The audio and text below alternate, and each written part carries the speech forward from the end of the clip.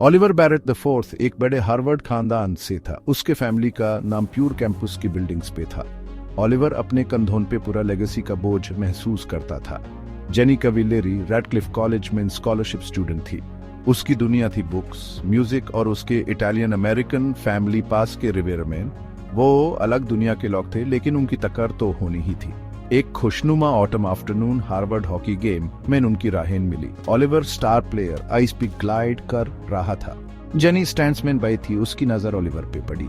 वो स्केट करते हुए उसके पास आया और कॉन्फिडेंट स्माइल दिया। चीरिंग फॉर द होम टीम, उसने पूछा। जेनी हैरान बस सर हिला सकी। उसका दिल जोर से धड़क रहा था। उस मुलाकात से एक कनेक्शन बन गया। वो उस दिन घंटों बातें करते रहे, हर चीज के बारे में और कुछ भी नहीं।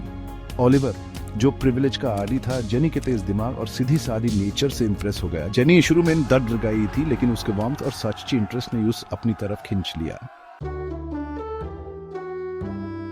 जैसे जैसे उनका रिश्ता गहरा होता गया, वैसे वैसे ओलिवर की फैमिली का डिसअप्रूवल भी बढ़ता गया। उन्हें जेनी पसंद नहीं आई। उसका बैकग्राउंड, उसका पेडिग्री का ना होना।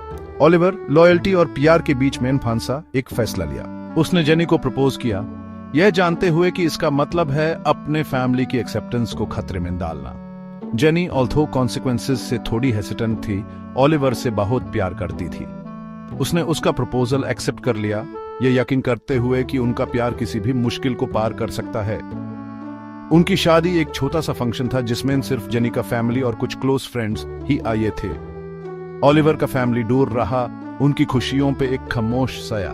फैमिली की डिफरेंसेस के बावजूद ओलिवर और जेनी ने हार्वर्ड स्क्वायर के ये पास एक सिंपल अपार्टमेंट में प्यार और हंसी से भरी जिंदगी बनाई। उन्होंने एक दूसरे के सपनों को सपोर्ट किया। ओलिवर लॉ स्कूल में और जेनी म्यूजिक के पैशन को फॉलो करती रही। उनकी खुशी चैलेंजेस के बावजूद मजबूत रही, उनके कमिटमेंट का सबूत।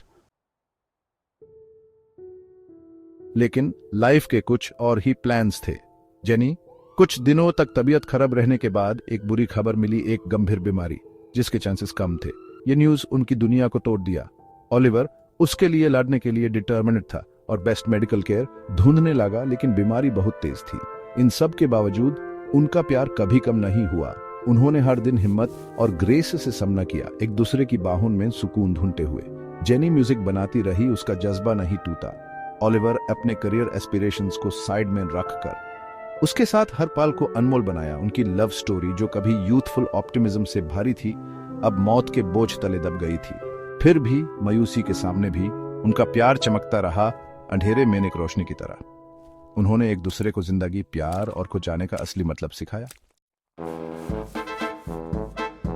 जेनी की रोशनी चमकदार होने के बावजूद आखिरकार कमजोर हो गई। वो ओलिवर की बाहों में पीसफुली चल बसी, यूं टूटकर बिखर छोड़ गई। उसके जाने का दर्द बहुत बड़ा था, एक खाली जगह जो कभी नहीं भर सकती थी। उसके पास रह गई यादें, खुशियों और गम से भारी, और उनके प्यार की अमर ताकत। साल बाद ओलिवर एक सक्सेसफुल लॉयर, लेकिन उस गम से हमेशा के लिए बदल गया। अक्सर हार्वर्ड यार्ड में उनके बेंच पे जाता था। वो वहां बैठता खोया हुआ। जेनी की हंसी की गूंज और उसके प्यार की गर्माहट एक बिटर स्वीट कंसोलेशन थी। ओलिवर और जेनी की लव स्टोरी कनेक्शन की पावर, ह्यूमन स्पिरिट की रेसिलियंस और सच्चे प्यार के अमर होने का सबूत थी। यह एक अमर लव स्टोरी थी, एक यादगार की जिंदगी की सबसे बड़ी मुश्किलों के सामने भी प्यार जीत सकता है, दिल पे एक गहरा निशान छोड़कर।